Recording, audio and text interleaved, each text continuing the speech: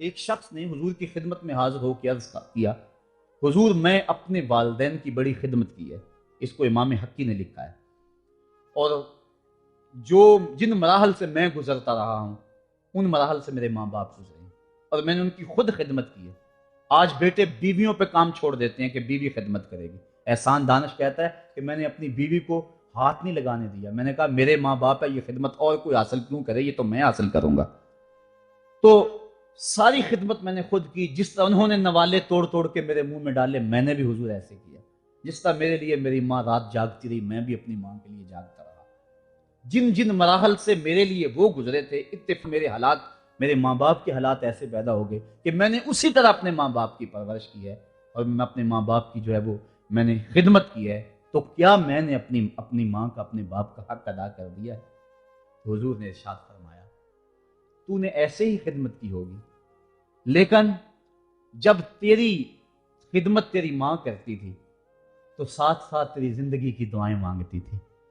اور جب باپ بوڑھا ہو گیا تھا، ماں بوڑھی ہو گئی تھی، آزاد شل ہو گئے تھے، فالج میں مبتلا تھے، تو ان کے لیے زندگی کی دعائیں تو نہیں مانگتا تھا. تو یہ کہتا تھا اللہ انہیں پردہ دے دے. تیری ماں نے تو کبھی تیرے لیے پردہ نہیں مانگا تھا. بیٹا لولا ہو، بیٹا لنگڑا ہو، ماں کبھی نہیں کہتی بیٹے کو ڈاکٹر جواب دے دیں. ماں کبھی نہیں کہتی کہ میرے بیٹے کو اللہ پردہ دے دے. ماں یہی کہتی ہے، ماں مجھے لے لے، میرے بیٹے کو زندگی دے دے. میں سب کچھ بیچ دیتی ہوں، اپنا زیور بیچ دیتی ہوں، میرے بیٹے کی صحت بچ جائے، میرے بیٹے کی زندگی بچ جائے. ماں کی موجودگی میں کوئی کہہ بھی نہیں سکتا. باپ کے لیے تو کہہ دے، ماں کے لیے تو کہہ دے بڑی تکلیف ہے تیرے باپ کو، بڑی تکلیف ہے تیری ماں کو، اللہ کرے اب پردہ ہی عطا کر دے.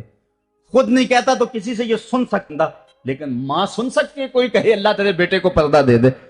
تو فرمایا جب وہ تیری خدمت کرتے تھے تو وہ تیری زندگی کی دعائیں مانگتے تھے، اور جب تو خدمت کرتا تھا تیرے دل میں ان کے پردے کی آرزو تھی. فرمایا تو جتنی مرضی خدمت کی ہے، ماں کی خدمت کا بدل کیسے ہو سکتا ہے؟ تو ماں باپ کی خدمت انسان کر ہی نہیں سکتا تو پھر کیا کرے؟ عرض کرے اللہ میں تو خدمت نہیں کر سکتا، تو ان کے اوپر رحم فرما دے. ماں باپ کے لیے دعا کرے. علماء نے یہاں بیان فرمایا ماں کافر ہو تو پھر بھی دعا کرے، باپ کافر ہو تو پھر بھی دعا کرے، مومن ہو تو پھر بھی دعا کرے، گناہگار ہو پھر بھی دعا کرے، نیکوکار ہو پھر بھی دعا کرے، دعا نہ چھوڑے. حضرت ابو ہریرہ رضی اللہ تعالیٰ عنہ فرماتے ہیں میری ماں کافرہ تھی اور میں حضور کا غلام، اور ماں ہر وقت اپنی دھن میں اور میں اپنی دھن میں ہوں. حضرت ابو ہریرہ کے بھائی کوئی نہیں ہے، باپ فوت ہو گئے ہیں، بہن کوئی نہیں ہے، ابھی شادی بھی نہیں ہوئی، دنیا پہ رشتہ ہی کوئی نہیں سوائے ماں کے. گھر آتے ہیں تو ماں سے بات کرنی ہوتی ہے، جو سن کے آتے ہیں ماں سے وہ دکھ کھولنا ہوتا ہے، بات کرنی ہوتی ہے، حضور کی باتیں سنانی ہوتی ہیں. لیکن ماں ہے اتفاق سے کافرہ ہے، حضور کی بات وہ سننا گوارا نہیں کرتی. حضرت ابو ہریرہ کو اور بات آتی کوئی نہیں، وہ تو کرتے ہی حضور کی باتیں. ایک دن حضور کی بات چھیڑی، ماں کی زبان سے کوئی جملہ ایسا نکلا جو سخت تھا، گوارا نہ ہوا، چھوڑ دیا گھر کو. ماں تیری عظمت کو سلام، لیکن رسول اللہ کے مقابلے میں تیری کوئی شان نہیں ہے. گھر سے نکلے، لیکن نکلے تو پاؤں ڈگمگا رہے تھے کہ دنیا پہ ایک ہی رشتہ تھا، وہ بھی جاتا رہا. چند قدم چلے تو دل میں خیال آیا سارے دکھوں کا جو مداوع کرتا ہے مصطفیٰ کی بارگاہ میں یہ دکھڑا کیوں نہ بیان کر دو. دریائے رحمت جوش میں تھا. وہ دلوں کی حالتیں بوجھ لینے والے آقا نے پوچھا ابو ہریرہ کیا ہے؟ عرض کی حضور میری ماں کی ہدایت کے لیے دعا کر دو. یہ کہا اور پھوٹ پھوٹ کے رونے لگے.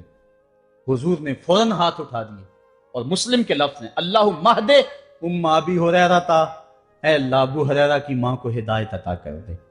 بس یہ بات سنی حضرت ابو ہریرہ کا چہرہ اٹھا، اپنے گھر کو دوڑ لگا دی. کوئی رستے میں ملا، کہا ابو ہریرہ اتنی تیز تو تم کبھی نہیں دوڑتے تھے، آج کیا ہوا؟ اتنی تیز تیز کیوں دوڑ رہے ہو؟ کہا آج ہی تو دیکھنا چاہتا ہوں کہ گھر پہلے میں پہنچتا ہوں یا میرے آقا کی دعا پہلے پہنچتی ہے. حضرت ابو ہریرہ فرماتے ہیں جب میں گھر پہنچا تو دروازہ بند تھا.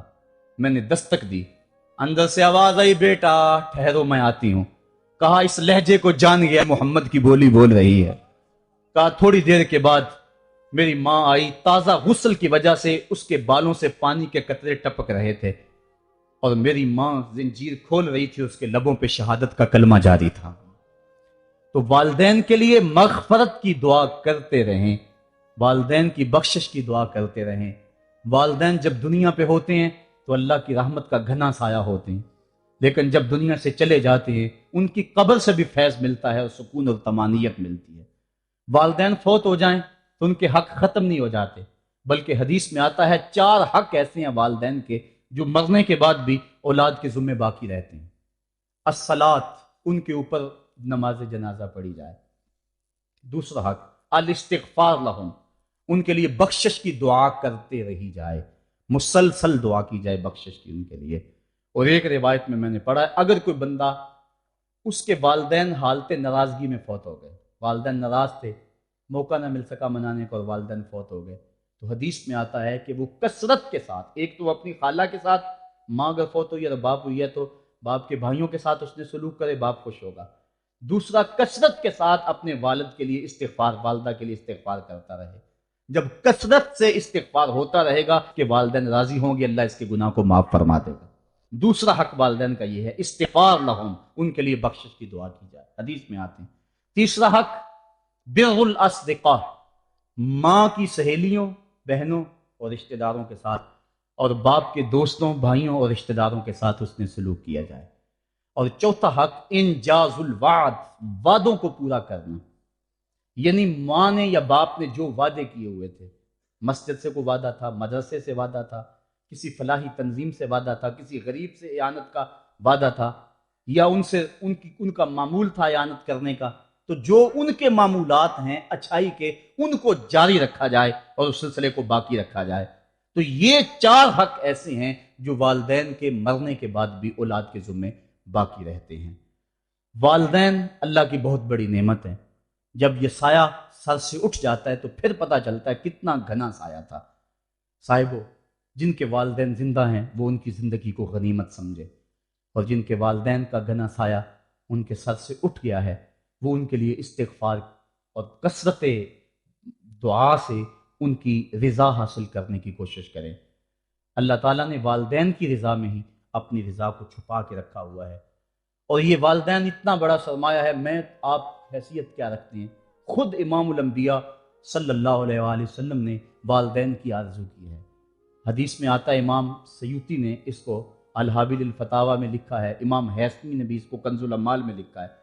ایک دن حضور نماز عشاء پڑھانے آئے، نماز عشاء پڑھانے کے لیے مصلی پہ کھڑے ہوئے، تا حد نظر صحابہ تھے، حضور کو دیکھ کر ادب سے کھڑے ہو گئے، بس آنکھیں چھلکنے لگی۔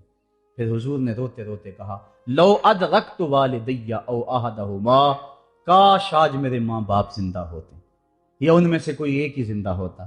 انسان نے دکھوں کی زندگی گزاری ہو، بعد میں اللہ خوشحالیاں دے دے، تو انسان آرزو کرتا ہے کہ کاش آج میرے ماں باپ زندہ ہوتے، میرے دکھوں بڑا دور دیکھا تھا، آج سر پہ عزوں کی سجی ہوئی دستار بھی دیکھتے، میری غربت دیکھی تھی، دولت کی ریل پیل بھی دیکھتے، میرے گھر میں پریشانیاں دیکھی تھی، میرے گھر کے آنگن میں محبتوں کے کھلے ہوئے گلاب بھی دیکھتے۔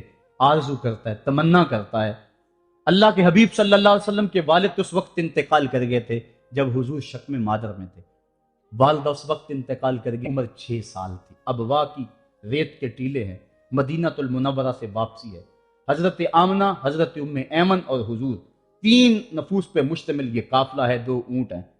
حضرت آمنہ کو بخار ہو گیا، جان گئی کہ یہ میرا بخار جان لیوا ثابت ہوگا، ام ایمن کو بلایا، حضور کا ہاتھ پکڑ کے ان کے ہاتھ میں دیتے ہوئے کہا، ام ایمن، میرے اس بیٹے کو بحفاظت امیر قریش عبد المطلب تک پہنچا دینا۔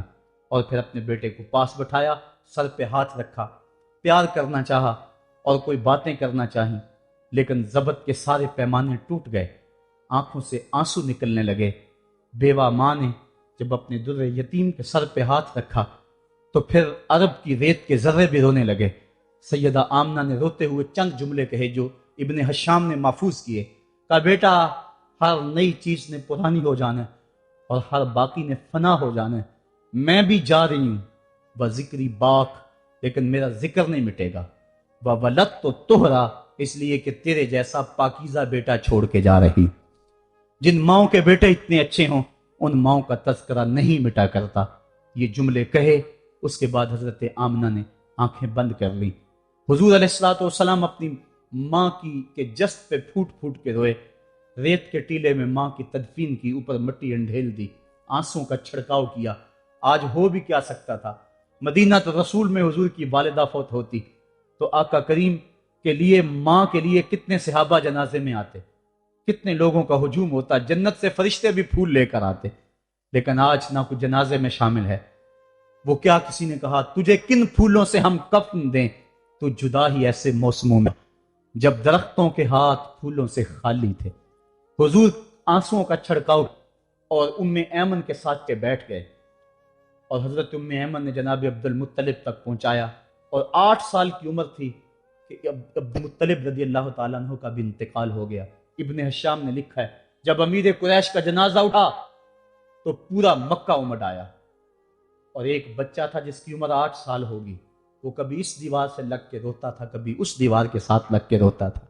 پھر شاب ابی طالب کی سختیاں بھی جھیلی، عام الحزن کا غم بھی کاٹا، طائف کے بازاروں میں پتھر بھی کھائے، پتے کھا کھا کے بھی گزر اوقات ہوا، مکے کے بازاروں میں اوجریاں بھی ڈالی جاتی رہیں، کھدے ہوئے گڑوں کا سامنا بھی کیا، بچھے ہوئے کانٹوں سے بھی گزرنا پڑا۔ لیکن آج وہ وقت ہے کہ اللہ نے حکم صادر کر دیا، پتھر مارنے والے سن لیں، کانٹے بچھانے والے سن لیں، راہ میں گڑھے کھودنے والے سن لیں، میرے نبی کی آواز سے اب تو آواز بھی اونچی نہ ہونے پائے۔ عمر کا سرمایہ ضائع کر دوں گا، تمہارے نامہ اعمال میں ایک نیکی بھی نہیں رہے گی۔ اگر نبی سے ملنا چاہتے ہو ڈائریکٹ نہ آ جاؤ، پہلے گھر جاؤ، پھر کوئی چیز لو، پھر بازار جاؤ، کوئی فقیر ڈھونڈو، اس کو صدقہ کرو، پھر میرے نبی کی چوکھٹ پہ آؤ، تمہیں پتا چلے کس چوکھٹ پہ آ رہے ہیں۔ ادب کے ضابطے سکھائے، خبردار نبی کے دروازے پہ اونچی آوازیں نہ لگانا، بلکہ نبی کی چوکھٹ پہ آ کے بیٹھ جاؤ، نبی اپنی مرضی سے آئے تو اپنے دل کی حاجت کہہ لو۔ قرآن اتر چکا ہے، ادب کی آیتیں نازل ہو چکی ہیں، آقا کریم گھر سے نکلے، صحابہ ادب سے کھڑے ہو گئے، حضور کی نظر پیچھے پلٹ کے 6 سال کی عمر میں ابوا کی ریت کے ٹیلوں میں گردش کرنے لگی، اور پھر آقا نے روتے روتے فرمایا کاش آج میری ماں زندہ ہوتی اور میں لوگوں کو نماز عشاء پڑھا رہا ہوتا اور اس میں سورہ فاتحہ کی تلاوت کر رہا ہوتا، پھر میری ماں کو میرے ساتھ کوئی کام یاد آ جاتا، میری ماں دروازے کی چلم کو سرکا کے کہتی ابنی محمد، میرے بیٹے محمد میری بات سنو۔ فرمایا لوگوں میں اپنی نماز توڑ کے پہلے ماں کی بات کو سن لیتا۔ یہ ماں ہے جس کی محبت کو مصطفیٰ کریم نے بھی محسوس کیا ہے۔ اونچی مسندوں پہ بیٹھنے کا وہ مزہ نہیں جو ماں کے قدموں میں بیٹھنے کا مزہ ہے۔ اور وہ کیا کہا تھا خورشید گیلانی نے، وہ کہتا ہے کہ 5 سٹار ہوٹلوں میں کھانا کھانے میں وہ لطف کہاں جو چولہے پہ پاس بیٹھ کے ماں کے ہاتھوں سے پکی ہوئی چپاتیاں کھانے میں مزہ ہے، اور عالی جناب حضرت صاحب اور اعلیٰ اور بھاری اور بھرکم لفظ سننے میں اور گارڈ آف آنر کا معائنہ کرنے میں وہ لذت کہاں ہے جو ماں کے اوئے ببلو کہنے کے اندر رکھا گیا ہے۔ ماں جب بولتی ہے تو اس کے لہجے میں جبریل بولتا ہے، ماں جب مسکرا کے دیکھ لیتی ہے تو لگتا ہے جنت کی ساری کلیاں کھل اٹھی ہیں۔ ایک شخص نے سین حرم میں اپنی ماں کو اپنے کندھوں پہ سوار کرا کے طواف کروایا، اور پھر حضور کی خدمت کے پاس میں حاضر ہوا، عرض کی حضور میں نے کہ اپنی ماں کا حق ادا کر دیا ہے، کہا تو اس کی ایک مسکراہٹ کا بدل نہیں دے سکا۔ ماں جب مسکراتی ہے تو اس کے لہجے میں اتنی مٹھاس ہوتی ہے، میں کہتا ہوں ساری دنیا کے شہد نچوڑ دیے جائیں اتنی محبت پیدا نہیں ہوتی جتنی محبت ماں کے لہجے میں ہے۔ جب وہ بیٹے کو اوے ببلو اوے مٹھو کہہ کے پکارتی ہے، اوے بیٹا کہہ کے پکارتی ہے، آواز دیتی ہے، تو ماں کے لہجے کے اندر وہ رس گل رہا ہوتا ہے کہ حوریں بھی آفرین آفرین کر رہی ہوتی ہیں۔ ماں کے بے ادب ہاتھ جوڑ کے ماں سے معافی مانگ لیں، باپ کے گستاخ ہاتھ جوڑ کے باپ سے معافی مانگ لے، یہ سرمایہ زندگی میں نہیں ملے گا۔ عموماً قدر نعمت زوال نعمت کے بعد ہوتی ہے، آؤ ماں باپ کی قدر کو پہچانیں اور اللہ کی رحمتوں کو لوٹیں۔ علامہ اقبال کی جب والدہ فوت ہوئی تو وہ پھوٹ پھوٹ کے روئے، جوان ہونے کے باوجود ان کی آنکھوں سے آنسو نہیں تھمتے تھے، اور پھر روتے روتے کہتے تھے تن میں ہوگا اب کس کو میرا انتظار، کون میرا خط نہ آنے سے رہے گا بے قرار، آرزو لے کے تیری خاک کے تربت پہ آؤں گا، اب دعائے نیم شب میں کس کو میں یاد آؤں گا، کون پچھلے پہر اٹھ کے دعا کرے گا، ماں ہی دعا کرتی ہے۔ ماں کے جب ہاتھ اٹھ جاتے ہیں تو اجابت کے سارے دروازے کھل جاتے ہیں۔ ماں جب بولتی ہے اور دعا کے لیے ہاتھ اٹھا دیتی ہے، اللہ رحمت کے سارے دروازے کھول دیتا ہے اور قریب آ کے ماں کی فریاد کو سنتا ہے۔ ماں کی دعا جو اولاد کے حق میں ہے، مظلوم کی دعا اور مسافر کی دعا، حدیث میں آتا ہے یہ 3 دعائیں ایسی ہیں جو رد نہیں ہوتی۔ تو ماں کی دعائیں لیں، ان کی خدمت کریں اور والدین کی رضا چاہیں۔ اللہ مجھے آپ کو توفیق عمل نصیب